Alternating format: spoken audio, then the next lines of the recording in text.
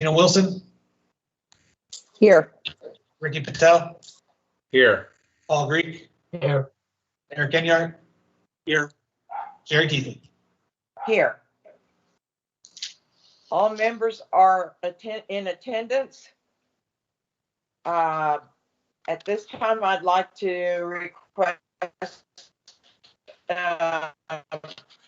if you need to look at the minutes of the February 11th meeting, or if we've all read them and have comments or no comments, if you see about approving those minutes.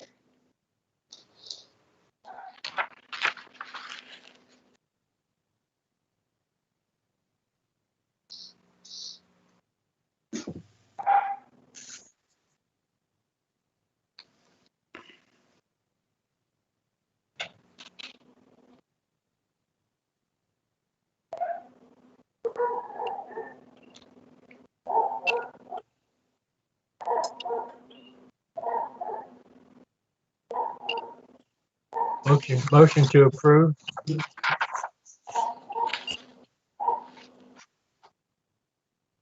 Do we have a second? I'll second. A motion has been made and seconded to approve the minutes of the February 11th meeting. Gina Wilson, Yes.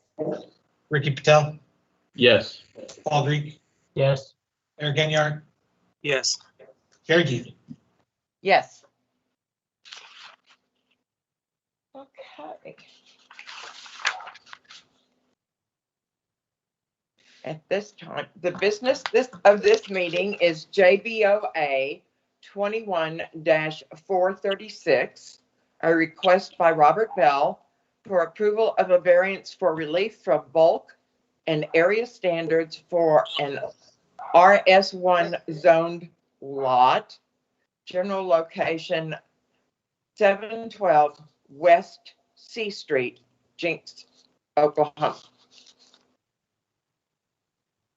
We have documents attached. At this time, could we get the staff report? Yes, thank you, Madam Chairman. Martha?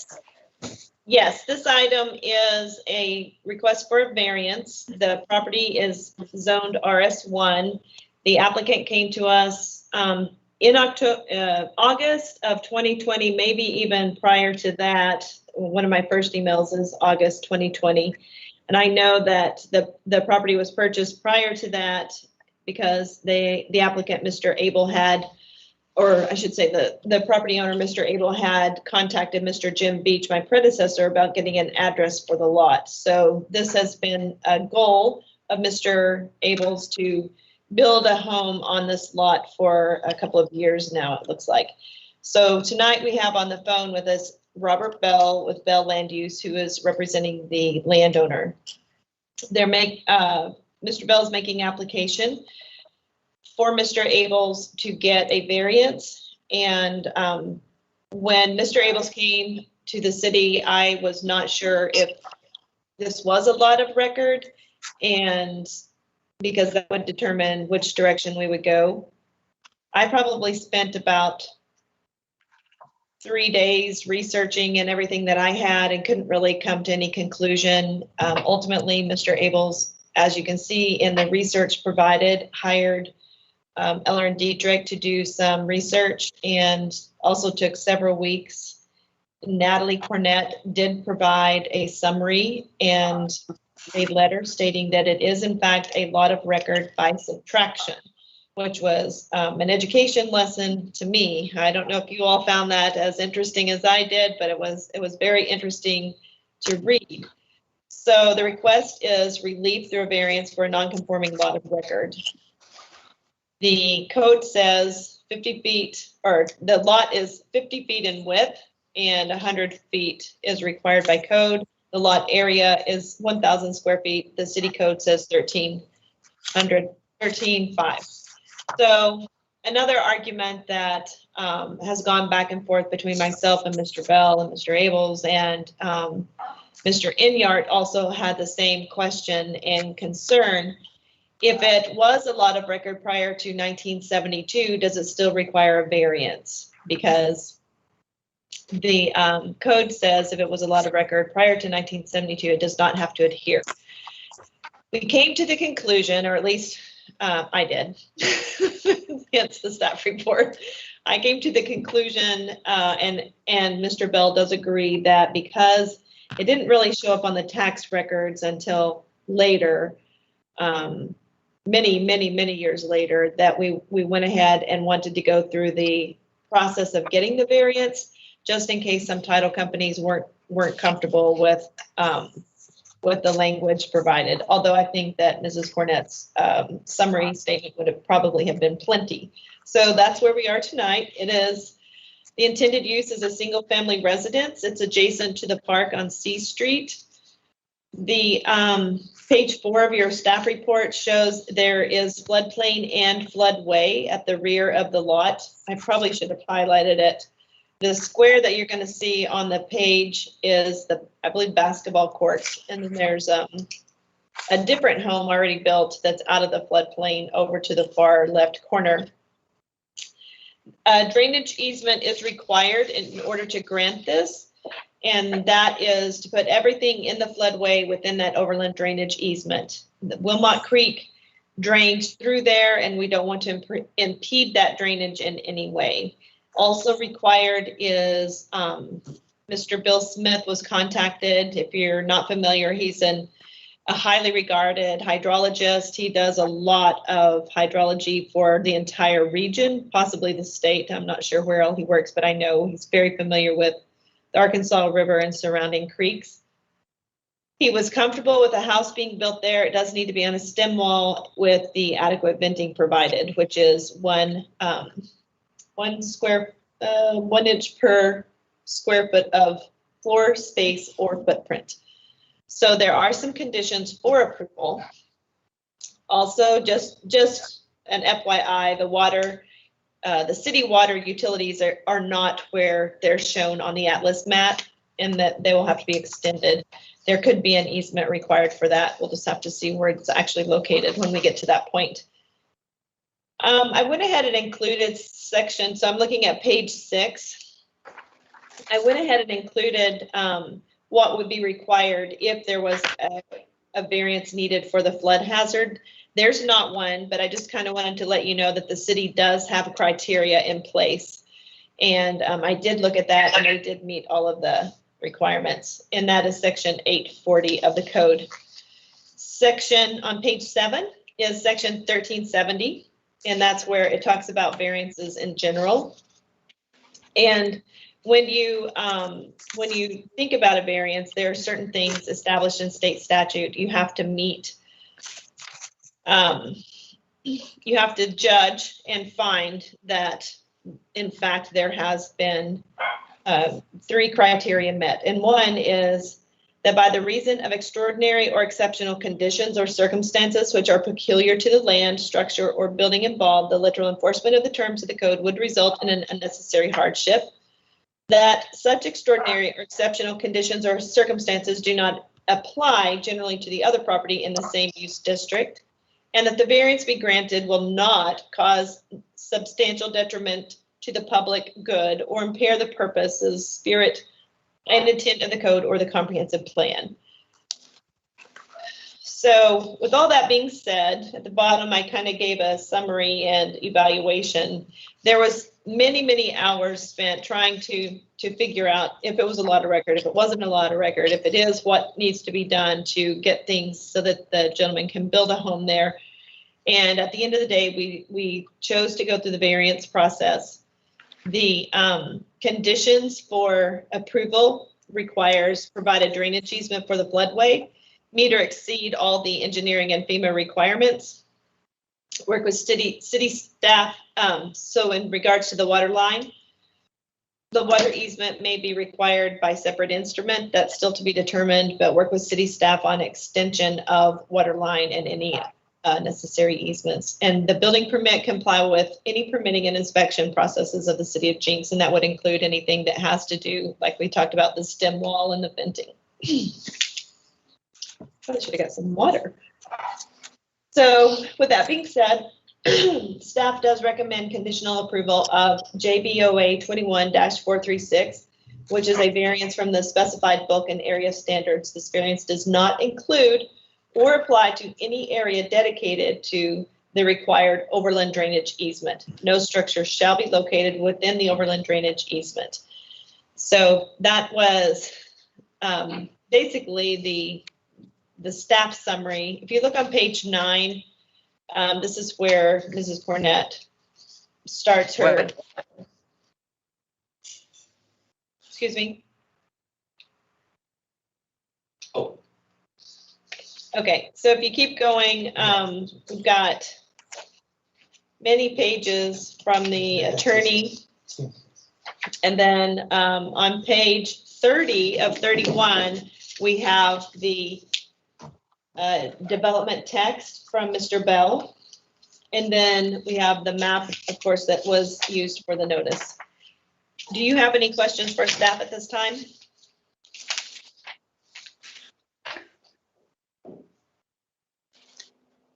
This is Eric Nyart. Number one, I do need to point out Mr. Bell and I did have a conversation within the past couple of days. Spoke generally about how we got here. And can you hear me? Okay. Sorry, Eric, I apologize. Mr. Bell said that if you have any questions specifically for him in moving forward, I would have to repeat them. He cannot hear them. Okay.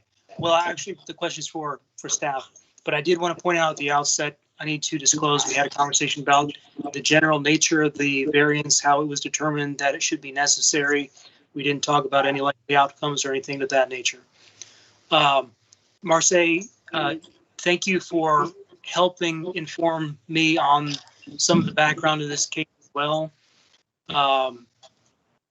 We did have a brief email conversation about the overland drainage easement comment. It's my understanding that the floodway restrictions already in code will regulate any or prohibit probably any buildings or structures or impediments within the floodway.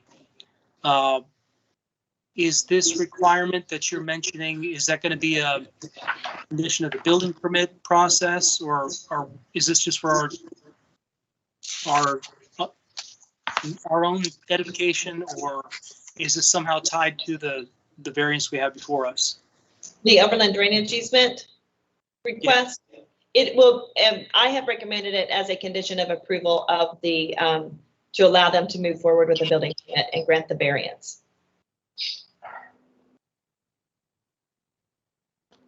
Are you asking us to make that a condition of approval? It was a staff condition of approval.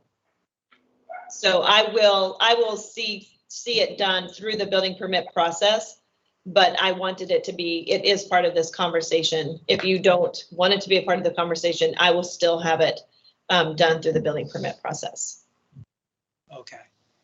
Does that make sense, Eric? Yes, my only concern was the question before us is relief from the bulk and area standards of the zoning code. And I'm not sure, it appears to me that there are already regulatory restrictions regarding the floodplain, floodway, and anything that you deem necessary through the building permit review and approval process. I just don't see how they're connected as far as the zoning variance and the floodplain drainage easement. Sure, that's fine. It doesn't have to be a part of your recommendation. It will simply be a staff recommendation that's required during the building permit process. Thank you. You're welcome.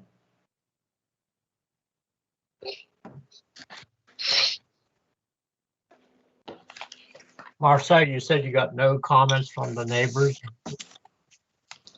That is correct. We did have someone come in just a few minutes ago after the hearing began, I believe that he would like to speak on this case or may have questions regarding this case.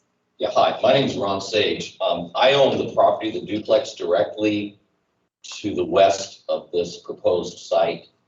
714 and 716 West C Street. Actually, there's a chain link fence that. Marcy, if somebody can get in, can I hang up and try to dial in again so I can hear? Can you all hear me? Yes.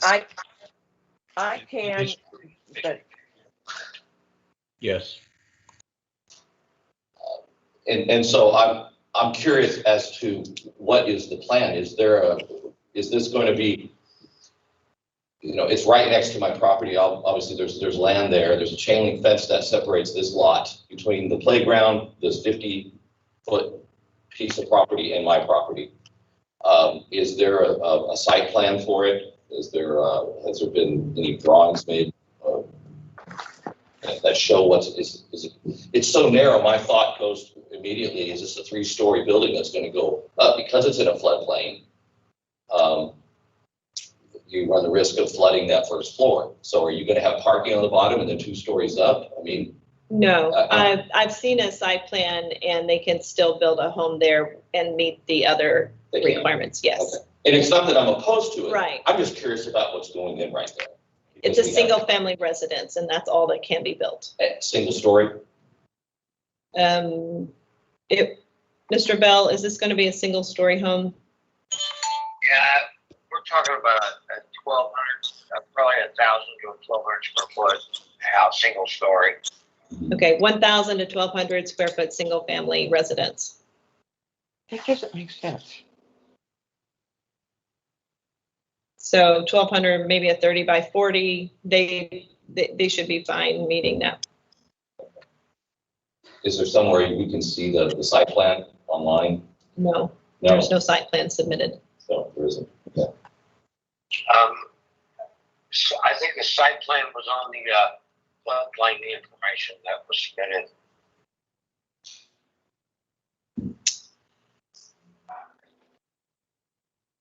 In your BOA application Yes. for that? I'm not seeing anything. What is the setback on the street, from the street for this property? There, none of that has, do you have it pulled up yet? No, but I can get it. I probably have it. I think it's right here.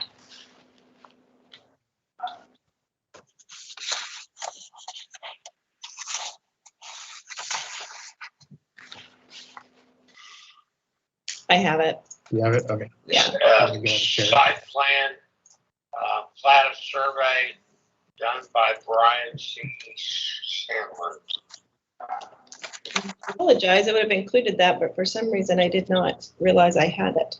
So hang on, I'll show it to you.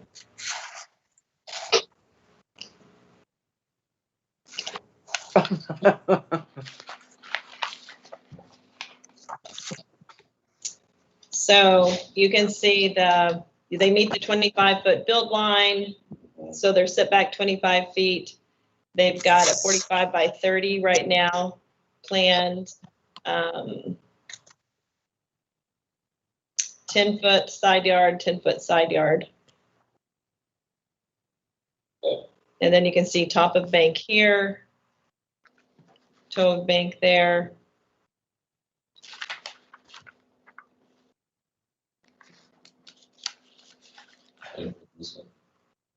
Those are, that's just the setback from the property line. Right. The 10 foot. Yes.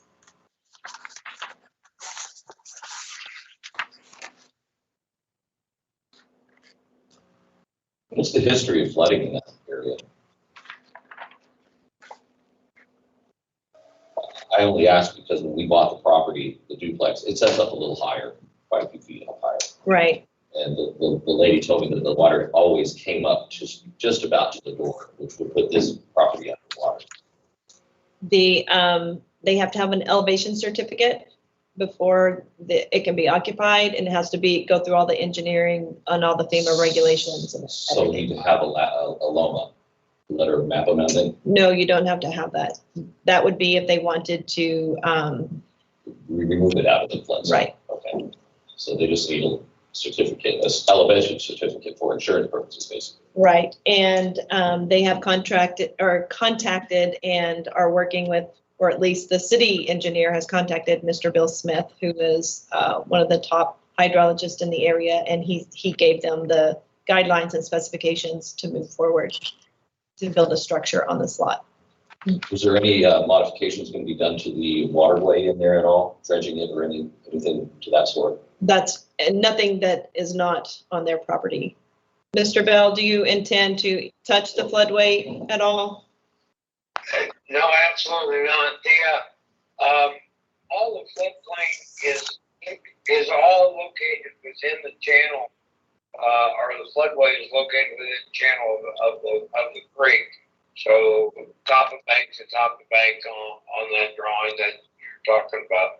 And forgive me, I didn't make myself clear. The question was, is Jinx planning on doing any? Is the city of Jinx have any plans? No. Okay. Not that I am aware of, I should say. And if you look at the property, it's at a higher elevation as it reaches the bank, and there's only a requirement of about a foot on that higher elevation as it drops down towards the stream. I have one other question. In the city of Tulsa, most areas, you can't bring additional soil into a lot. You can only use the soil that is there. Is that the same case here? Will there not be additional soil brought in? That will all go through engineering. So if that's what Mr. Smith and Mr. Cloyd deemed to be accurate by the rules and regulations of the city of Jinx and anything that the Corps of Engineers and anybody else, all the rules, they'll go through that. You hear what I'm saying as far as. It's probably why they're recommending it's on a stem wall so that there is no dirt brought in. Right. You raise it up, it affects the floodway, it could affect my property. So, right. Yeah. By law, they cannot increase the rate of flow off of the property. It doesn't mean that it will correct anything, but they cannot make it worse or increase it.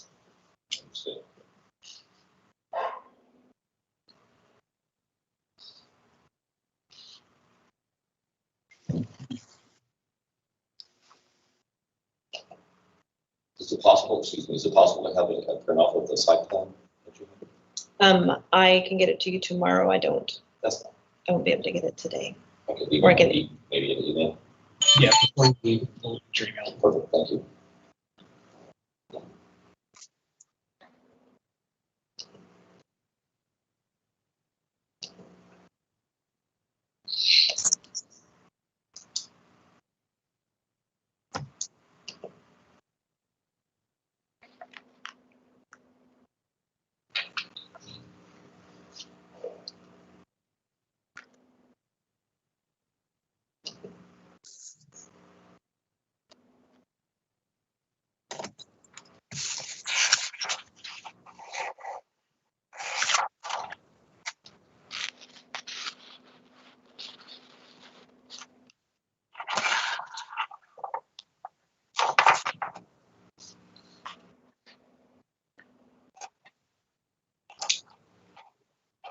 Does Mr. Bell have anything in addition to address the board with? Mr. Bell, do you have anything to add, or are you satisfied with the conversation? Yeah, I'd like to add a little bit just so everybody understands. And I wish I could have heard some of the floodplain conversation because could probably address some of that, but if there's some questions related to that, Marseille can repeat it. I just want to state that this is kind of a real technical case that is extraordinary in itself because of what existed in the past. Recognize that a pre-existing non-conforming lot of record does not require to meet the width requirements of the code. And that's because to restrict a use permitted by right is a difficult thing and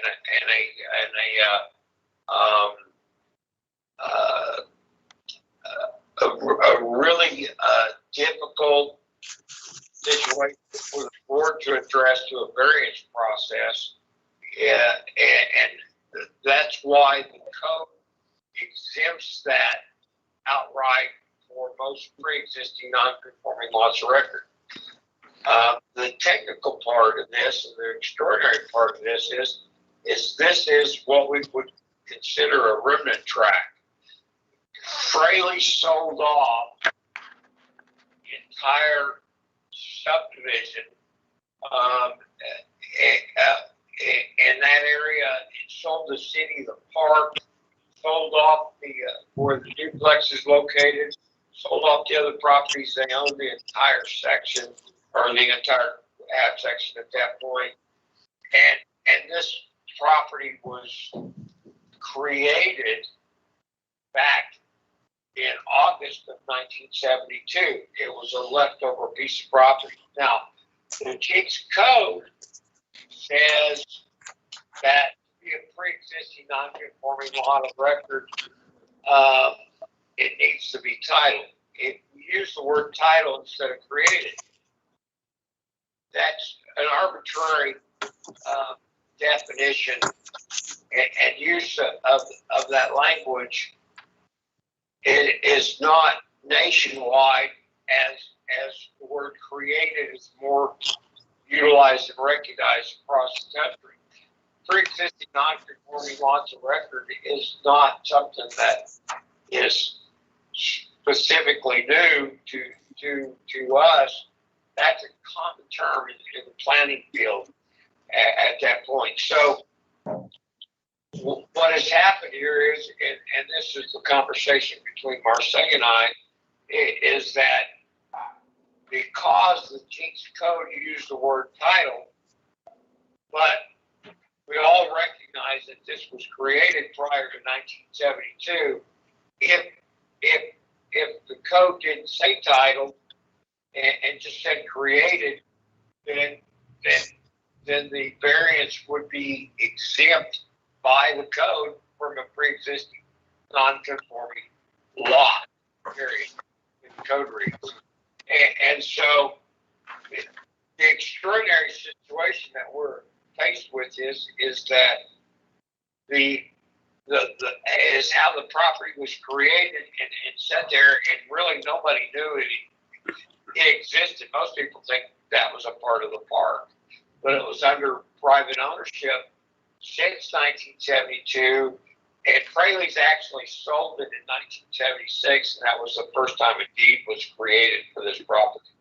And then it went through some foreclosure process, and then there's some stance in there that through the foreclosure process legalized this as a parcel because it now passes the 10-year test after the tax foreclosure that was on there in 1990, and that is when it was sold to the owner prior to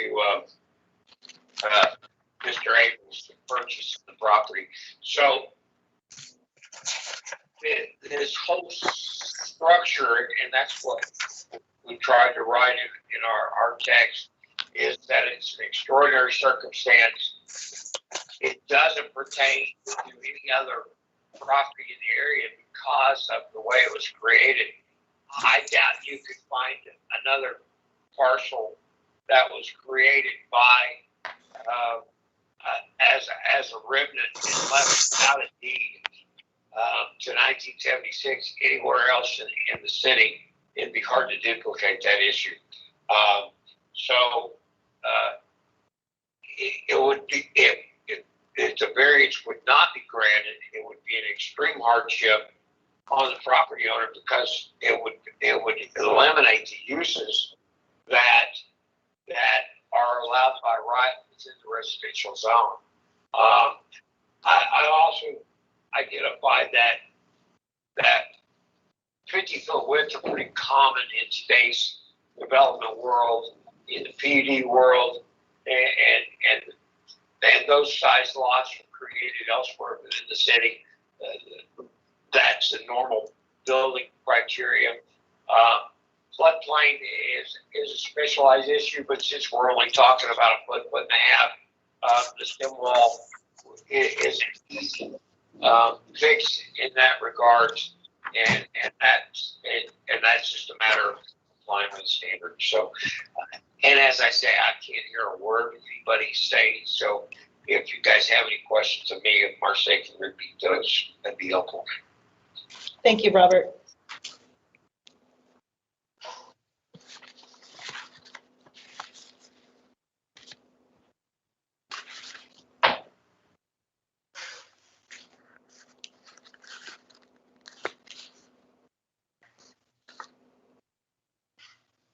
Does anyone have any questions or concerns?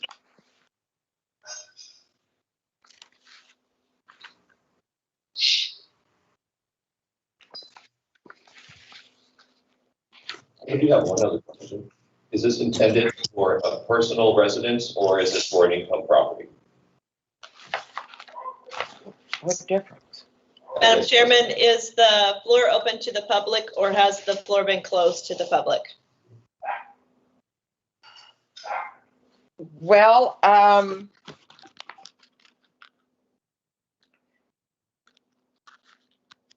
my understanding is the application is for a single family unit.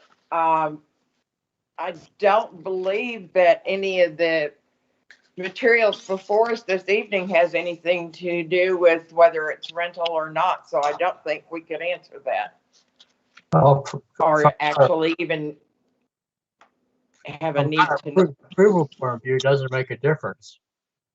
You It know. was just a question. It wasn't intended to imply anything. Sherry, is the Okay. floor closed?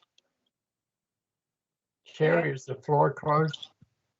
Yes, let's close comments from the floor. I believe we've covered pretty much all that we can answer.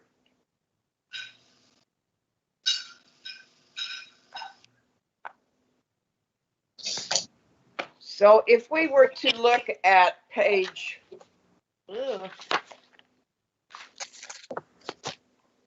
30 of 31, the development text for the variance.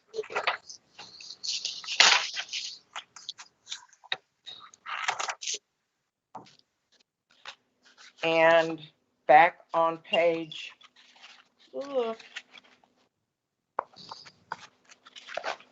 no, 6 might be the good one to start with. Under staff comments.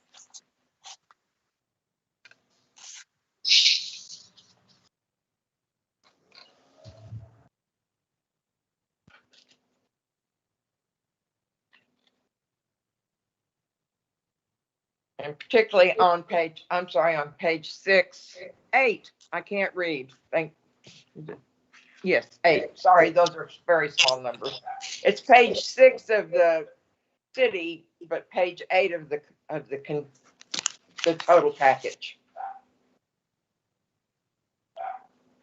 The staff recommends conditional approval of JBOA 21-436, a variance from the specified bulk and area standards. This variance does not include or apply to any area dedicated to the required overland drainage easement, and no structures shall be located within the overland drainage easement. Is that everyone's understanding? Yes. Yes. Yes. Yes. Okay.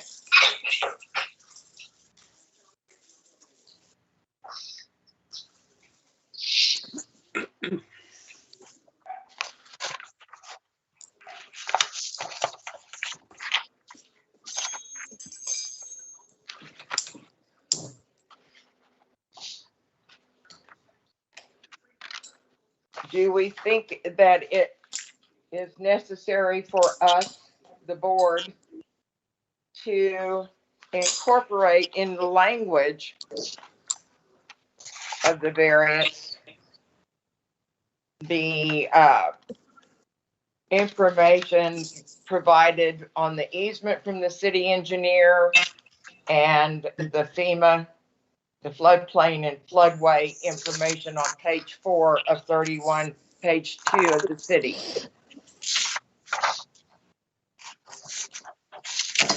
Which, This is Eric Enyart. yes, Eric. I did find that information was very helpful. It does, it lets me know that the city and all of the staff have been looking at this very closely and comparing that to the codes in place. It appears to me that if we do approve a variance tonight for Vulcan area standards allowing for construction of a dwelling, the city staff is well equipped to enforce the codes that are in place to make sure that it is in compliance. I'll add to that, I found that the arguments presented in the staff report and in the applicant's narrative and the comments presented during testimony this evening are convincing to me. They did point out that there would be a severe hardship if they were unable to construct a dwelling, which they would otherwise be entitled to a residential zoning district. It is, in my opinion, quite extraordinary how this property came to be. I have a little bit of a difference of opinion as to when the tract was fully separated from the parent tract. I think that probably occurred as late as the 74 dedication of the right-of-way. But regardless, I do believe this application is properly in front of the board for consideration. I think that the intent of the code should be considered adhered to because of the 1972 exemption and the fact that the intent was that this be a separate parcel of record prior to that date. I believe that this does meet the standards for granting variance under the Jenks zoning code and state statutes. If there are any other questions or comments, I'll hold off. Otherwise, I'm prepared to make a motion. I agree with you, Eric. It's a legal lot. And the hardship that you expressed in all the staff review of this was very, very thorough. So I think I agree. There's no reason why it should not be approved. So make your motion. Thank you. Per the staff recommendation, I make a motion to approve JBOA 21-436, variance from the specified Vulcan area standards, not to include any area that would be dedicated to or required by the city to be an overland drainage easement, and no structure shall be located within an overland drainage easement. Second motion. Gina Wilson, Yes. Ricky Patel, Yes. Paul Greek, Yes. Eric Enyart, Yes. Sherry Keithley. Yes. Mr. Bell, the item was approved and you'll receive a letter. Thank you very much, and let's fix this audio or meet person from now on. Thank you. Bye. Right.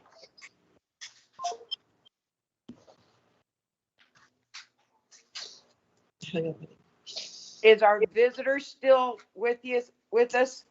Yes, ma'am. I just wanted to say thank you for coming and giving us your concerns. I hope we have alleviated most of your concerns.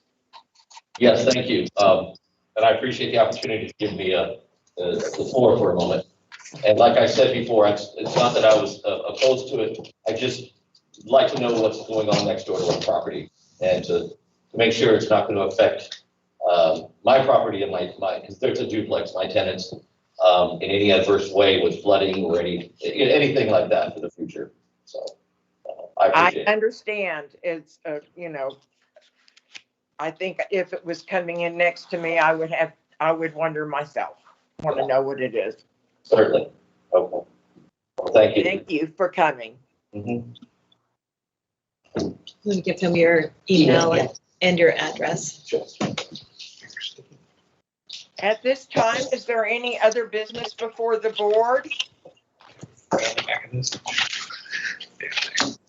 Madam Chairman, I believe you'll have an item on the agenda next month. And we are still working towards getting the Unified Development Ordinance reviewed. I think the ball's in my court right now, and I am struggling to dribble or hit it or whatever. You're not going to be like that Baylor player. That works. But yeah, I've got. I've got to write that down. I'm going to use that.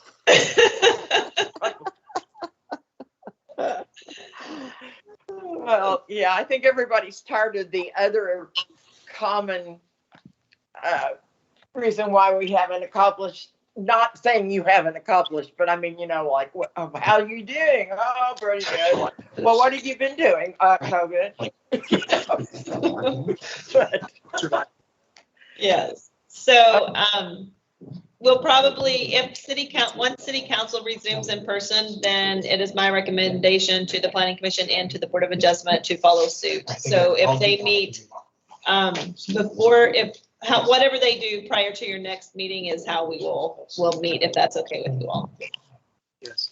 okay. They can't be. What day would that be? May, let me see here. Actually, without the microphone. Thank you. It's May 13th, right? I think, is this one of them I messed up? It's, I'm just wondering where it is in position to Mother's Day. It will be Thursday after Mother's Day. Okay.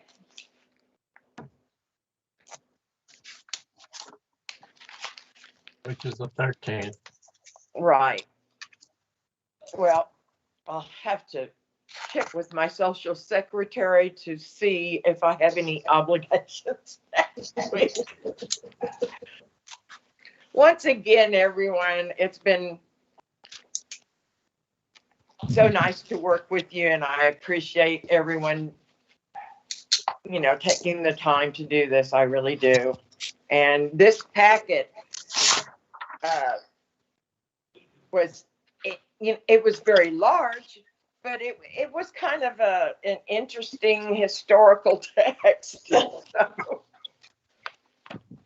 Thank you, Marseille, for the hard work on this. I know that had to take a lot of time to research and check things and deal with lots of different parties on how this was put together. Thank you. You're welcome. It was a lot, but I'm glad we got to the finish line, it looks like, or the beginning, one or the other. Okay, well, if there's not any other business at this time, I will call that the Jenks Board of Adjustment April 15th, 2021 meeting was adjourned at 6:48 p.m.